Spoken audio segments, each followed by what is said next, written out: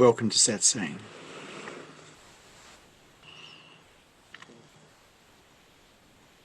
Can you please talk about the topic, fixing and healing yourself?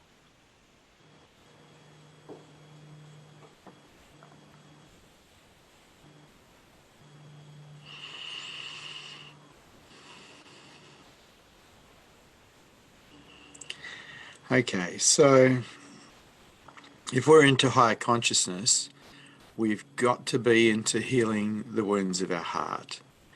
Because unfortunately, if we have a lot of wounding, the chances are we're protecting it with defense systems that create contractions and resistance inside our minds. And this contraction and resistance tends to keep us in lower consciousness. And so healing the wounds of the heart for someone who's into higher consciousness and into enlightenment is really important. If we aren't defended, the chances are that the wounds will heal by themselves, but our defenses stop us from feeling them because there's an unwillingness, probably at an unconscious level, to feeling the discomfort of what's there. In becoming warmly okay with whatever appears, whatever pain appears, we can start to heal it. But until we become okay with feeling it, as long as we're resisting it, we're not going to heal it. And every time we run a victim story about anything, we create more wounding. And so reminiscing over things that didn't work in our lives, over our losses, can quite often create more wounding. Not such a good idea. As far as fixing is concerned, it's more allowing, being in acceptance of. Because when we're in resistance to anything, we're not in acceptance of. In accepting our pain, in accepting our wounding, we allow ourselves to feel it. In non-acceptance, we're basically offering it resistance. We're looking at ways to avoid. And as long as we're trying to avoid, and we're applying resistance to avoid, we are keeping ourselves in lower consciousness because our mind is not relaxed. It's at some level disturbed, at some level uptight. And it is a relaxed mind that will support higher consciousness and enlightenment, a mind that is equanimous. And so healing those wounds that we've accumulated over lifetime, we could say lifetimes, is important. But because we're programmed to avoid discomfort, avoid pain, and chase pleasure, we're not really programmed to heal our wounding. We actually have to consciously decide to be willing to feel it, to start to heal it. And you have to have a reason why. Well, the reason's very simple. As long as you're wounded, you're going to be avoiding that wounding in lots of different ways. You mightn't talk to that person. You mightn't go to that place. You won't talk about that subject. You won't get involved in those sort of things. Because you're protecting yourself from feeling something, you're starting to play life be out of it. And that keeps you in lower consciousness. Life be in it is best. Walking through the world open and vulnerable is best. But that means that you have to be willing to feel what's there. And so that willingness can only come from you. It can't come from anyone else. You're the one that's creating your reality because you're in charge of your mind. You either become willing to feel your wounding and heal it, or you do not. That's up to you. But it's best to heal it. It's best. People get involved in higher consciousness quite often because they want to avoid discomfort and avoid pain. It's one of the motivators for people getting into higher consciousness or going for enlightenment. Little do they know that they have to feel everything on the way. You have to open up. You have to drop your defenses. And that's hard. but it's possible. It's doable. It's up to you. All that's required is a little bit of bravery on your part. Are you willing to feel what's inside without avoiding it? Are you just willing to be with it for as long as it takes to heal? To be tenderly okay with whatever is appearing is best. This is also the way of the heart. Are there any questions, any statements, or any challenges to this teaching here today? The first question is as follows. Is it necessary to study psychology to heal our wounds and become more conscious? Heck no. All you got to do is be willing to feel them. You don't have to study psychology, you just have to be willing to feel what's there instead of finding your myriad of ways of avoiding. And if you become willing to feel what's there, it will start to become rather obvious to you as to how you're avoiding what's there. And because you can now see what you're avoiding, you can do something about it. You can you can remove those programs or those obstacles that are in the way of your feeling. You can open up and you can allow yourself to be with what is rather than escaping what is. And when we're willing to be with what is, we can heal what is.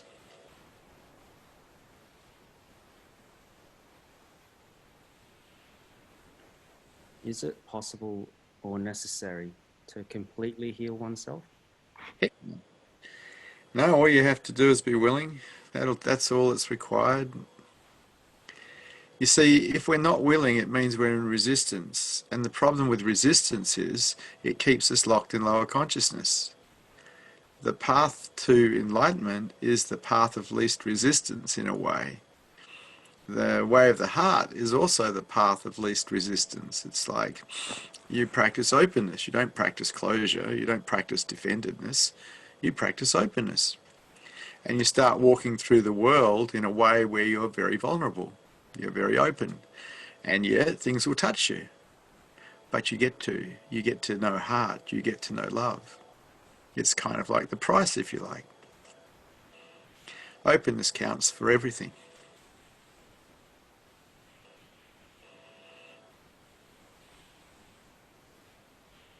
Sometimes when I am falling apart, it feels like I'm going backwards. I only see the negative sides of my personality and it doesn't feel good. What would be a sign that I'm heading in the right direction? Yeah, well, it's very difficult because people start measuring how far they've gone. But how can you measure something you don't know? You don't know how much wounding's there. You don't know how much brokenness is there. How can you measure it? And so looking for signs in a way is just you trying to control it again, because you may get through one layer and everything's good, and then another layer appears, like the layers of an onion. And this is quite often what happens with people who get into healing the wounds of their heart. They go through these different layers where it's really awful, and then they get through and it's okay, and then it's awful again because there's another layer, something a little deeper. There just needs to be a willingness to be with whatever appears forever, basically, because we can't possibly know how much is there. And the measuring of it, in a way, once again, is us trying to control it. And when we move to control, we move to repression. And repression just saves it for another day.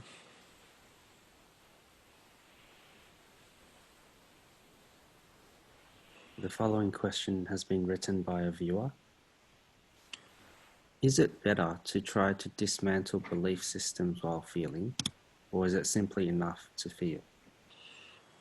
Yeah, okay, well, if you've got belief systems that are creating wounding because they're victim-orientated belief systems, or they create a sense of injustice in you or something else, they're worth undoing.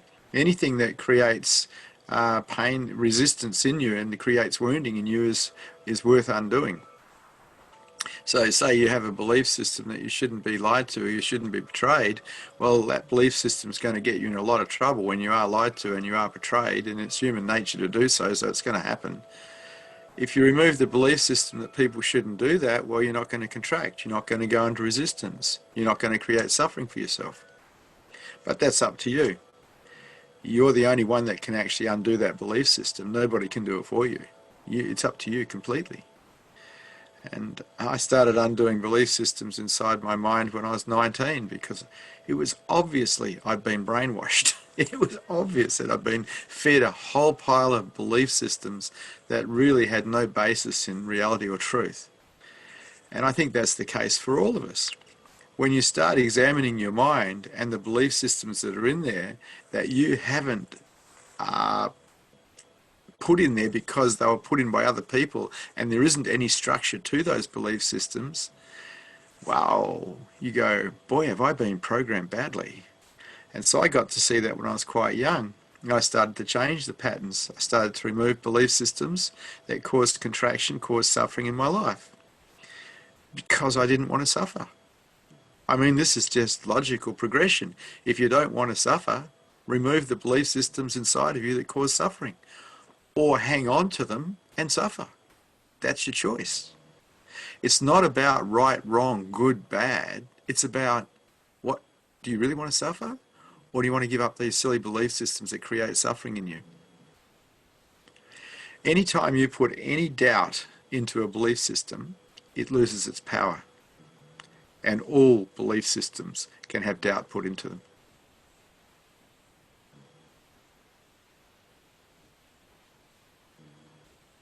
The next question is as follows. What do you recommend for healing trauma? Yeah, trauma's protected with hair-trigger defense systems, so it's very hard to heal.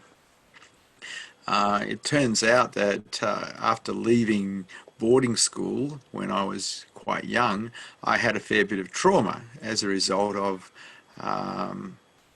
well, the violence in boarding school.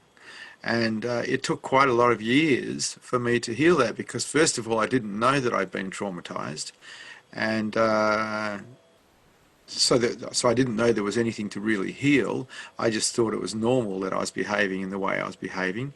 It wasn't until later that when I started studying psychology and mixing with different teachers, that I realized that, yeah, I had trauma in me, and I had actually had some major work to do on freeing that up and healing myself. It became pretty obvious that my main defense system to protect the trauma, the hair trigger reaction, was anger. And anger is such a destructive defense system, because that's what it is. It defends you from feeling something. And so I started to study the process of anger and how it worked, so I could disengage that. In other words, I started disengaging the defense systems that were protecting the trauma, and allowing myself to be warmly okay with what I was feeling. And it took a lot. It wasn't easy. It took a lot. And because I really didn't know what I was doing, it took a long time. But I did heal it. I found a way to be warmly okay with whatever appeared inside of me. I removed all the defense systems that protected the traumatized parts and found peace. But that is a process in itself. You're going to do it by yourself. You have to be pretty diligent, that you have to be gentle with you and kind with you and loving with you, and warmly welcome whatever appears. It's probably best, if you have trauma in you, to get someone who specializes in trauma release and have them help you.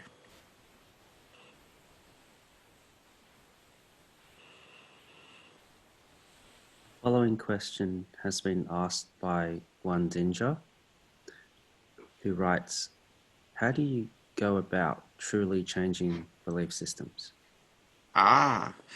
So say I have a belief system, because I mentioned a few earlier, say I have a belief system that people shouldn't betray me. Say, for instance, it's my partner shouldn't betray me. Now, I believed my partner shouldn't betray me, so there's the belief. Now, to undo that belief system, I would have a look at it and go, well, in the big picture of everything, in God's big picture or being's big picture or truth's big picture of everything, can I really know that my partner shouldn't betray me in her big picture for her life, in my big picture for my life, with all the karma and everything else involved? Can I really know that she shouldn't have betrayed me? And the answer has to come back, you don't know. It has to come back because you don't know in the big picture. And once you get to that level of understanding that you don't know, you've put doubt in the belief system.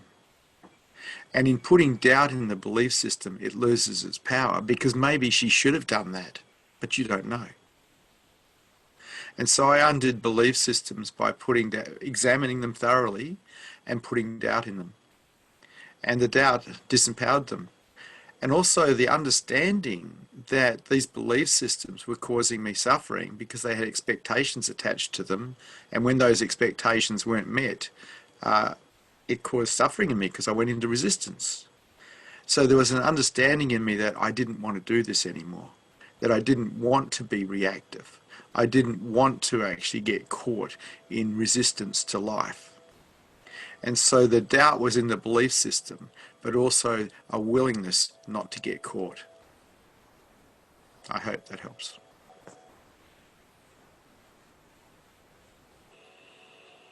The following question is from a viewer. If a human never had belief systems, would they still have to feel through an allocated amount of pain body?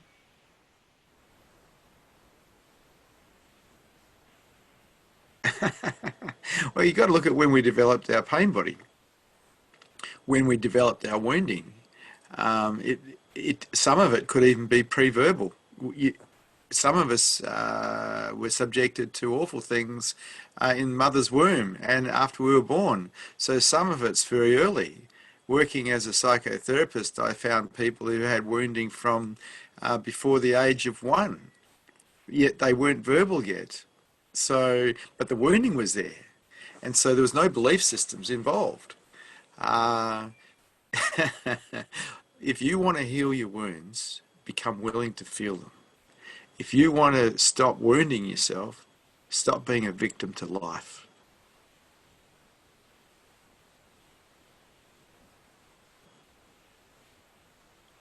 The next question is, the way you teach to understand the mind and heal the wounds of the heart is very close to psychotherapy sometimes.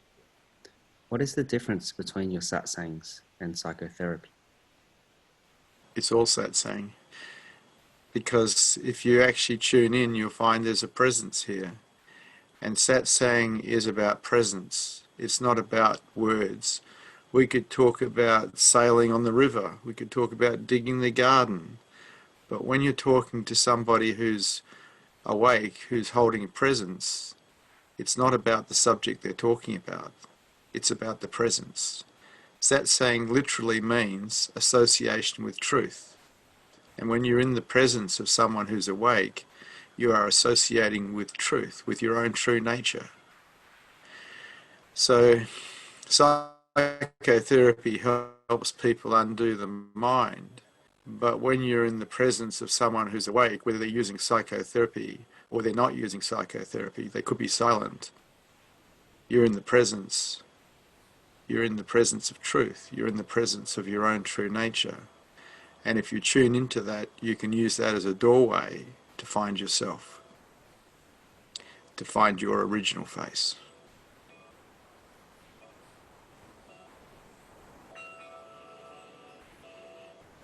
Osho had mystery schools and encounter groups, which you participated in. Do you see these groups as a necessary complement to sitting in satsang?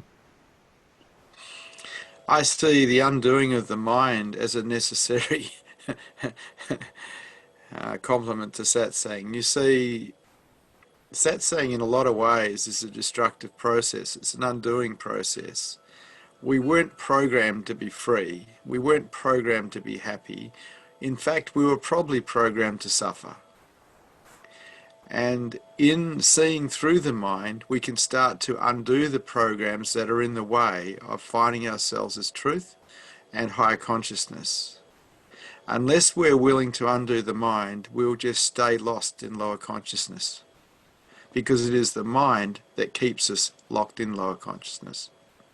If you have a mind that is constantly contracting to the world because it doesn't agree for one reason or another, you have a mind that is going to keep dragging you back into lower consciousness no matter how much truth you find.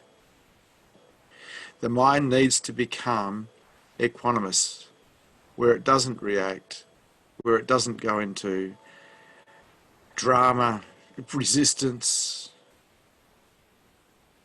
And only you can do that. Nobody can do that for you.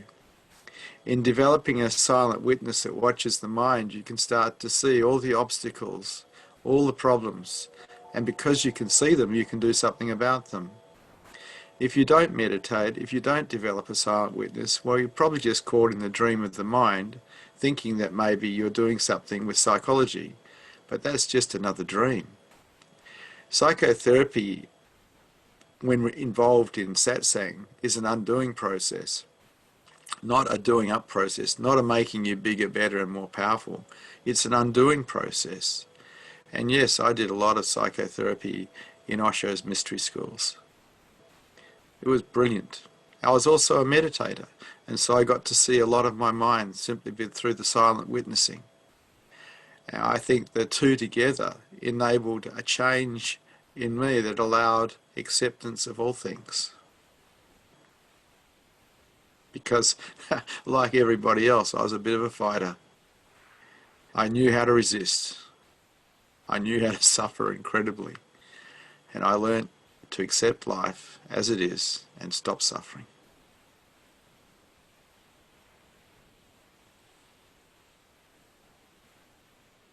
The next question has been written by a viewer. Are feelings I feel from watching a movie or listening to music healing? Maybe. That could be. You may be getting an emotional release from watching a movie or listening to music. There may be something letting go. I mean, you've got to recognize that any wounding that we have inside our bodies, any wounding that we're holding in pain body, is actually held in. It's a prisoner. If you were willing to feel it, it would come out. And so it's constantly leaching out of humans because it's compressed energy and it's trying to expand. Why people remain wounded is because they keep topping it up with the way they think, with their victim-orientated thinking. You have a look. Look at how you think. You see, if you don't have a mind that is negative, you're probably not going to have much wounding at all.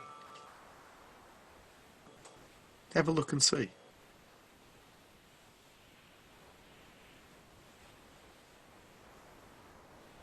Did you just undo everything, or is it also needed to reprogram the mind with new programs?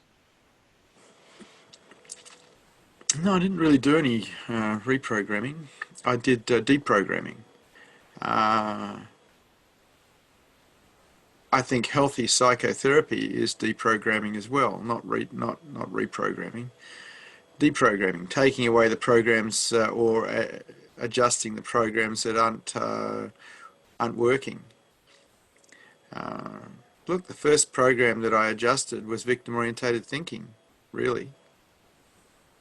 The moment we see ourselves as a victim, or volunteer to be a victim, which is a better way to put it, we create wounding for ourselves, every time. And some people just live in this world of victim-orientated thinking and they create so much suffering for themselves. But they're doing it to themselves because they're running stories where they're blaming the world or blaming another person or blaming themselves for whatever they're feeling. And the truth is, we make ourselves feel. No one can make us feel. And when we're willing to be mature enough to take responsibility for our own feelings, well, it's not highly unlikely we're going to be victims again because we make ourselves feel. It's obvious. And as a result of that, We don't have the wounding. We don't have to heal the wounding. We can be free. That was one of the first things, or first belief systems, that I had a look at, and I started to undo because it was important. It was so important. I get to watch over the last 50 odd years all these people hurting themselves because they see themselves as victims, running some story in their mind about how their life hasn't worked over and over and again. It's like stabbing themselves over and over again, and they don't need to do it. You do not need to volunteer to be a victim. Life is the way it is. Life is just the way it is. You can volunteer to be a victim of it or not. It's your choice. You create your reality in this way.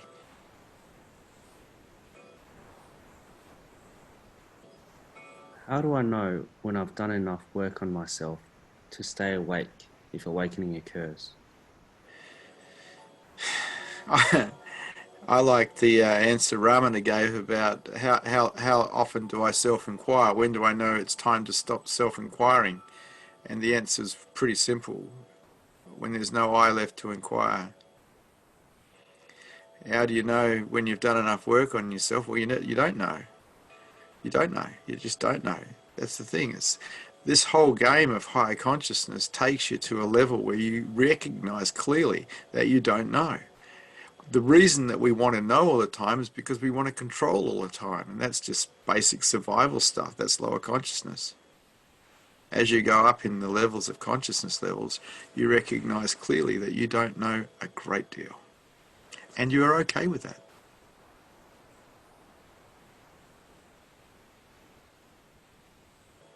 How can we overcome thoughts of depression?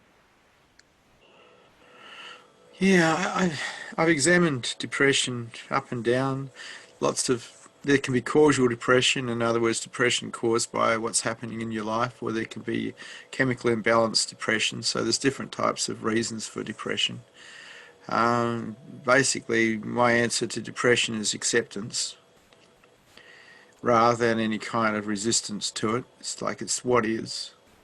I found there was a short period of my life in my late 30s or mid 30s where I experienced depression, and I got to see that during depression my mind slowed down almost to a manual mode, out of automatic mode, and I started to be able to look at things more clearly, things that I'd just jumped over previously.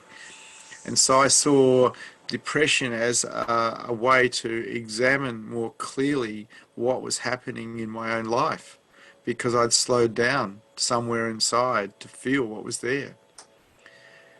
But depression is a killer too, which is what makes it so dangerous. People decide to kill themselves when they get depressed, and so it should never ever be taken lightly.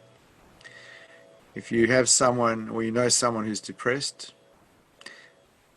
listen to them. Be their friend. And if you've got depression, do whatever it takes to find a way out of it.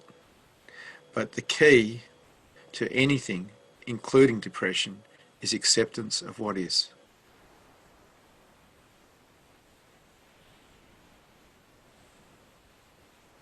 The following question has been asked by a viewer.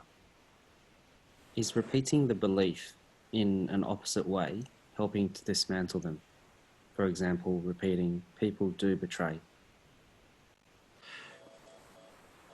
Okay, so is repeating the belief in an opposite way helping to dismantle them? For example, repeating, people do betray. Well, having an understanding that people do betray helps, because then you realise, well, me thinking that people shouldn't betray is out of touch with the reality of the world, because people do betray. Having that understanding is a good understanding to have. There's no doubt about it, but there's no point in repeating it. People lie, people betray. It's what they do. People thieve. It's what they do. People murder, people rape, people pillage. People are mean. That's how it is. This is the world we live in. People are loving, people are kind, people are generous. That's what is. When we start seeing life as what is rather than good and bad, we stop the noise in our head, because when we see things as just this is what is, there's nothing to discuss here. But when we see something as good or bad, we have something to discuss. So I see life as just the way it is. This is what is. Because I'm not interested in living here.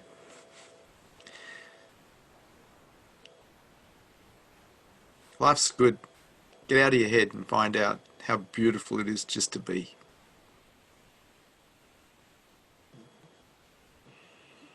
Can you use a strenuous meditation practice to escape suffering?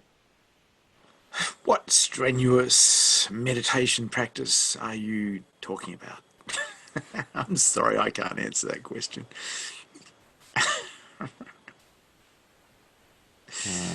An example I can think of is staying in cold water for extended periods of time.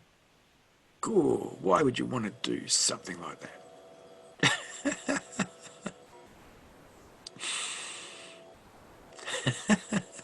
Back on you, Tosh. It sounds like it's your question. Maybe you like dunking yourself in cold water for long periods of time. I don't know. I find that if I push myself physically to the limit, there is a point where the mind just rests. But I mean, if you exhaust yourself, yes, well, if that's how you're going to actually find rest and relief, simply by exhausting yourself, you're in for a pretty rough life, aren't you? that's true. Yeah, running up and down the mountain, maybe. Yeah, I'm not into that, no. That sounds like a form of escapism to me.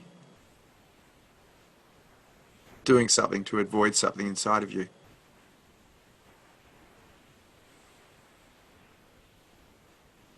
So this next question is related. Is it bad if the reason for healing is to escape suffering? Not really. Look, anything that works is worthy. I'm absolutely pragmatic. If whatever you're doing is working, it's great. But if it's only a coping mechanism, that's not great. Using coping mechanisms is not healing wounding.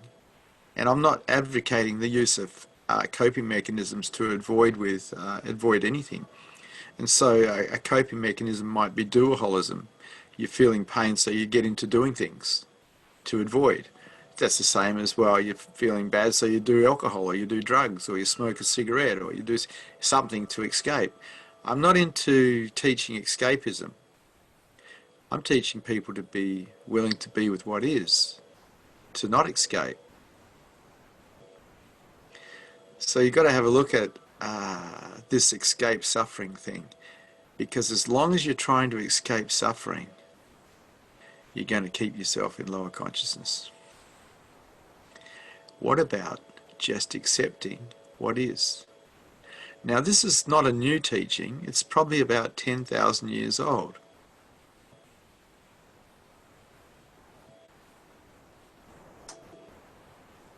The following question is from a viewer.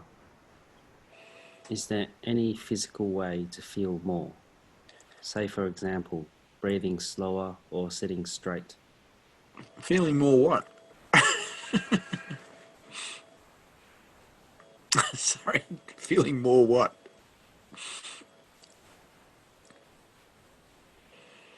I don't know about that. We'll move on to the next question. I don't know about that either, Tosh. It seems like a question that doesn't make sense to me. So there is another question from a viewer. Are dynamic meditation and Kundalini also escapism? No, they're more releases, actually. Dynamic and Kundalini are designed to release pent-up energy in the body. They don't really, in themselves, heal anything, but they allow the mind to rest because that pent-up energy from the day that's caught in the body is released. So you do dynamic or you do Kundalini, and after you're finished, you sit. And because you've released that energy, you can sit and find your breath, you can sit and find no mind. And so they're just methodologies for releasing pent-up energy. In themselves, they have the potential for healing, but not necessarily.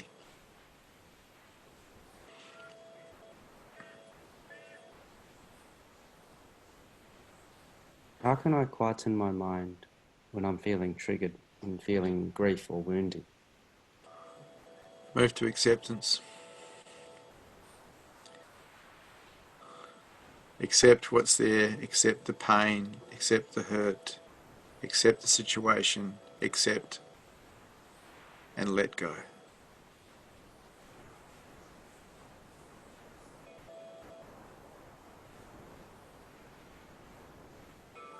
The next question is, what are other ways that I can release pent-up energy if I don't have the time or space to do dynamic or Kundalini meditations? You can dance, maybe, but if you don't have dance to do Kundalini or dynamic, you probably don't have time to dance either. You can dance. Oh, dancing's great. I used to love dancing.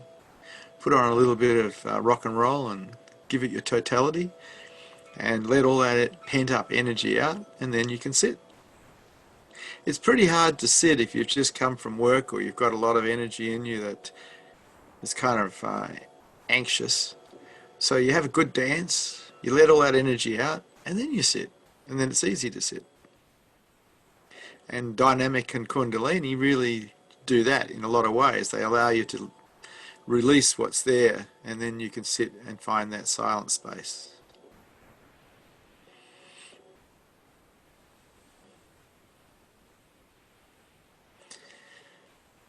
Following question has been written by a viewer. We can slow the flow of feeling through resistance. We can increase the flow through acceptance.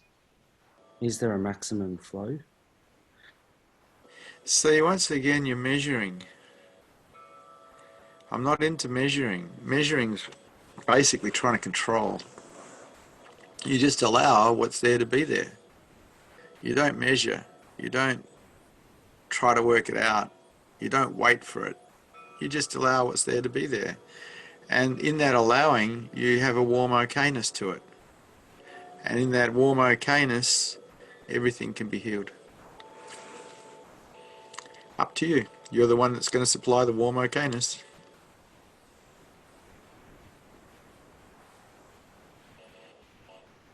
The next question is sitting still and being silent enough for all the wounding to be felt and healed? Or is there actual healing work to be done? Well, sitting silently and you're doing nothing, you can find Satori, you can find your true nature, you can also find no mind, you can find quite a lot of peace. But then you have to deal with humans when you come out. And it's when we're dealing with humans that we discover our wounding and we discover our belief systems, generally speaking, because they trigger us. And so, from my perspective, humans have been my greatest teachers because they're the ones that have shown me where inside of myself I contract, where inside of myself I'm actually haven't shown up with love inside me. So humans are great teachers. You can use every human as your teacher. Anyone who triggers you a lot is a great teacher for you because they're showing you where you haven't shown up inside yourself with love. They're showing you where you might have belief systems that actually are causing contractions and causing resistance and suffering in you. So it's up to you how you use them. But just being silent probably isn't enough. Not if you're in the marketplace. Maybe if you're sitting in a cave for 11 years doing nothing, that'll work. But if you're in the marketplace, that's not going to work very well for you. In the marketplace, we need to learn to surrender. We need to learn to accept what is so we can have peace in the marketplace while we're under fire.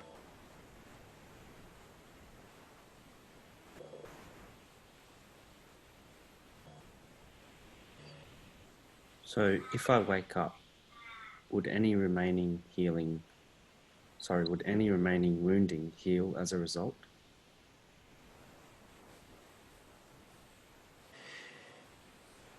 If awakening occurs, your mind is really relaxed. And so anything that's still left inside will come out. And that could take as long as it takes, you don't know. But there's no resistance anymore, so there's no contraction to anything. So it's all good. Try waking up and find out for yourself, that's best.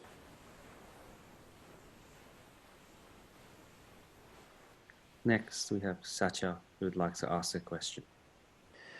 Hello, Satya. Hello, Vishrant. Vishrant, my question is regarding seeker who pass through flip-flop condition, like from higher consciousness to lower consciousness. And because of that, there is a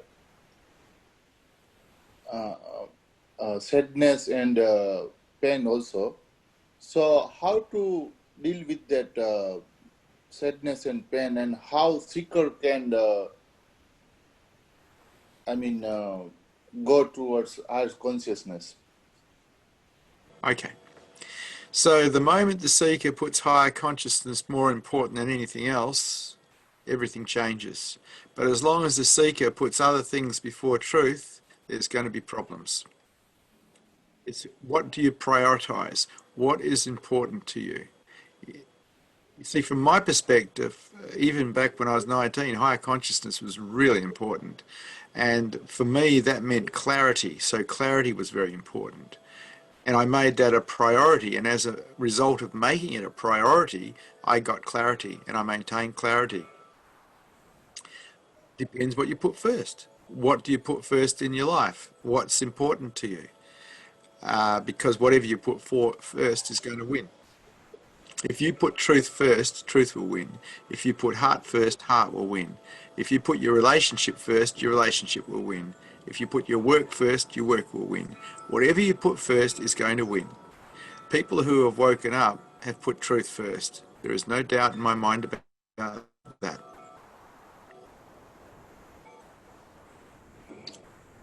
Thank you, Vishrant. Thank you, Satya.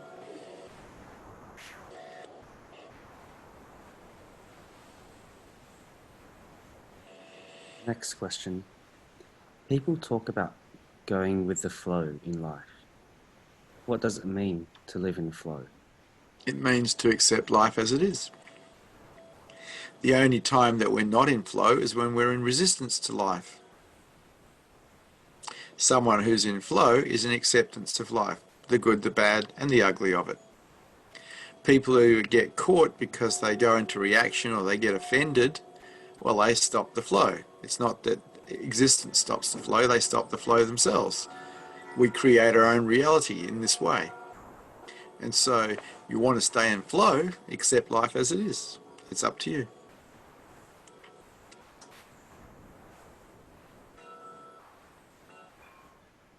How do I respond to my pain body coming up? Some call it the dark night of the soul. How do you respond to it? With a warm okayness. Otherwise you'll repress it again and then have to do it again later. You're warmly okay whatever appears. This is what works. Nothing else works. Everything else is probably some form of repression or escapism. A warm okayness will help you heal everything. A warm okayness of acceptance of life is the way.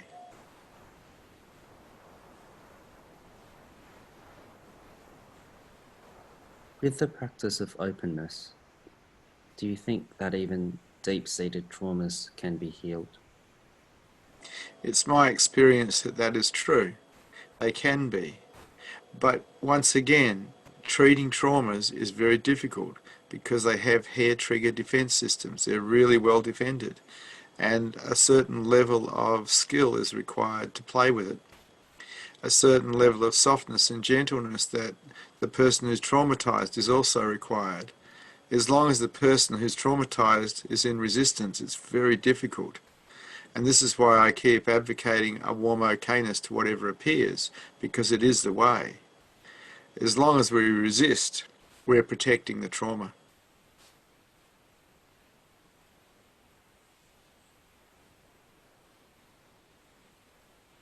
How do I develop confidence and trust in myself when things aren't going as I planned? How can you not? Nothing's going to go as you planned. This world is, the thing that is absolutely certain in this world that we live in is change. So things probably aren't going to go as you planned. It's just the way it is. And if you can accept that, if you can accept the world the way it is, you can have a nice life. But if you can't accept it, you're going to have a hell of a life which you've created with your own resistance. Things don't go the way we want. Quite often they don't go the way they want. But if we can move to acceptance, it's okay. It's all good.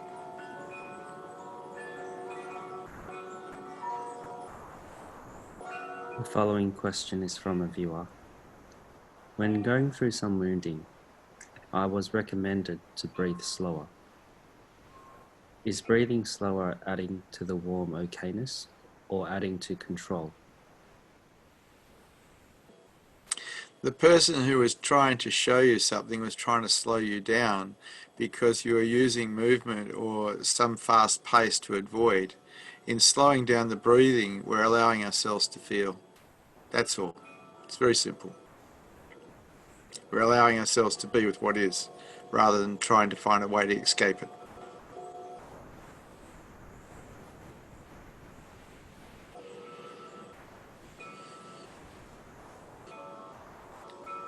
The next question. How do we remain present when fighting serious physical illness? Depends on what your mind's been trained to do. If your mind hasn't been trained to be present before you got serious physical illness, well, it's not going to be able to do it afterwards either. We train our minds in different ways. When we went to school, we learnt to live in our heads. We trained our mind to problem solve, to calculate. And for most people, through their adult years, that doesn't change a great deal. They end up living in their heads for a large percentage of their lives. But if you've actually developed present moment awareness through the practice of meditation and mindfulness, you'll be able to carry that through into anything you do, because it'll be a default pattern. But if your default pattern is just to dream away, analysing and whatever else you do in your head, well, that's what's going to happen when you relax, because we always revert to our default patterns when we relax. Someone who's already developed present moment awareness, their default pattern is going to be present, to be present. What do you practice? Because whatever you practice, you're going to be good at.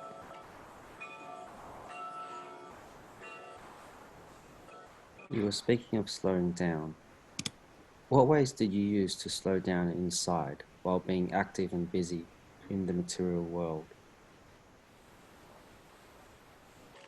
You know, with someone had talked about the breath a little while before, I used to use the outward breath to let go. So I'd notice that I was moving too quickly inside myself, and I'd use the outward breath and I'd follow the breath out and just let go, let go, let go.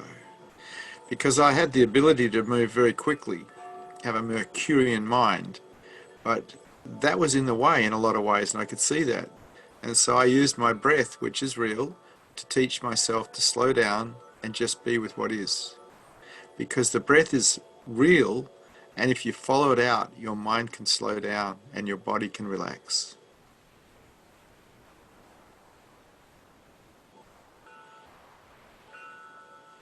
Is it necessary to slow down my life on the outside while I'm learning to slow down and relax inside?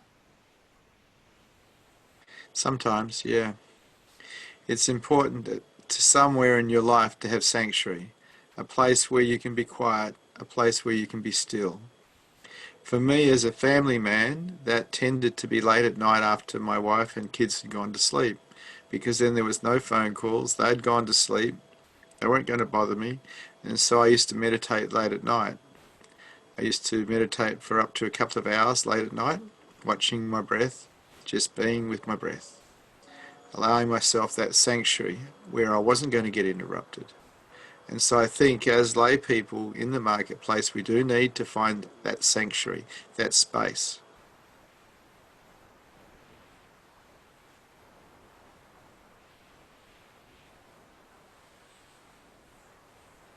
Next question is, how do I handle fear when it arises and I feel triggered? Okay, so you begin everything with acceptance. Fear arises, accept that you're frightened. move to acceptance immediately rather than resistance. The key is always acceptance. There is no other key. There is no other way to get through. It is acceptance. And move to acceptance and you let go. You let go. You let go. Fear is just a primal survival mechanism that rises up to protect us. But we can actually allow that and we can let that go too. Not that it might go away, it might not. But if we allow what we're frightened of to occur, in our minds at least, it loses its power. Fear gains its power through our own resistance to not wanting something to happen in our minds. Just let go and allow, see where it takes you.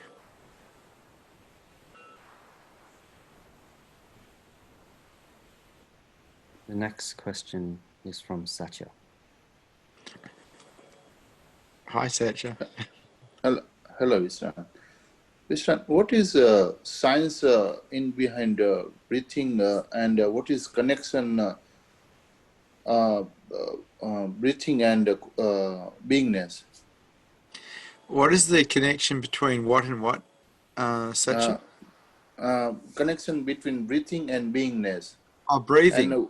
And what is the science behind that? So how it works? Okay, so there is no real connection between breathing and beingness.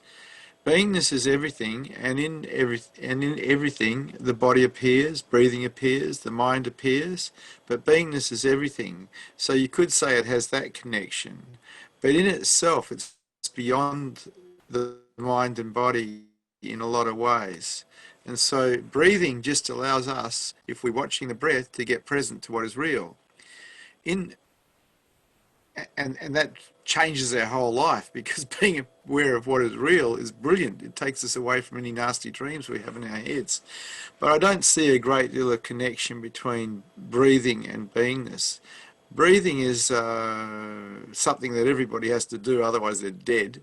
And so we use it to practice meditation, because we practice watching the breath. And in watching the breath, we get to become very present. We develop a habit of being present. And so someone who's a practiced meditator is basically practiced at being present to reality. That is all. And that helps us get out of suffering and helps us raise our consciousness levels. Because in meditation we see it all. We see how the mind's ticking. We see the obstacles. We see the belief systems. We see the defense systems. We see all the agendas. We see how the mind is operating. And because we can see it, we can start to undo things that aren't working so well for us. But there's no real connection between breath and beingness. Beingness is not alive. It just is. It was never born. It cannot die. The breath belongs to the body, which was born and will die. Hope that helps, Satya. Yeah, always. Thanks, Vishrant.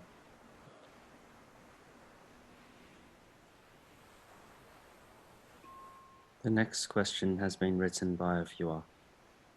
Did your wife ever feel abandoned when you meditated every night rather than sharing space with her? Okay, that's an interesting question. It takes me into my personal life. I have been into higher consciousness since I've been a teenager, and I've always enjoyed my own space, so I've never shared a bedroom with anyone. I've always been a night owl. I'm not someone who's ever gone to sleep early, so rather than keep anyone else awake or disturb anyone, I have my own bedroom, always have had my own bedroom. That allows me to not disturb people at night time with whatever I'm doing, because I think my wife used to go to bed around about 9 or 10. I go to bed around about 1 o'clock, 1:30.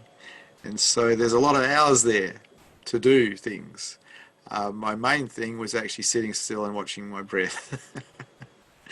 But that's still disturbing, having someone sitting next to you.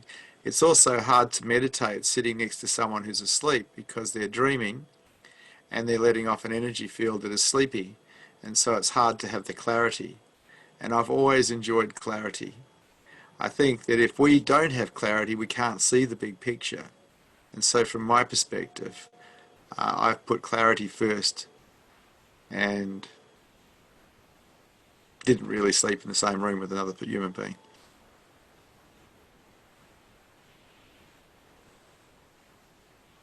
The next question is from a viewer. Is it worth knowing if a feeling is newly created or from something repressed? Nope, doesn't matter. Doesn't matter where it came from, just be willing to feel it. The wanting to know, the analysing, is you wanting to control. Let go of control, just allow yourself to feel it.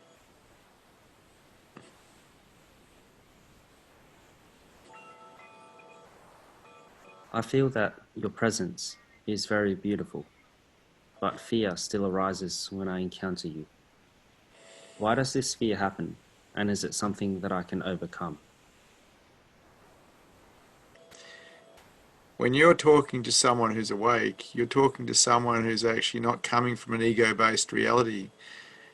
So you're actually in danger to some degree, because if they're your teacher, they have every intention of helping you get free. And you as an I aren't the thing that gets free.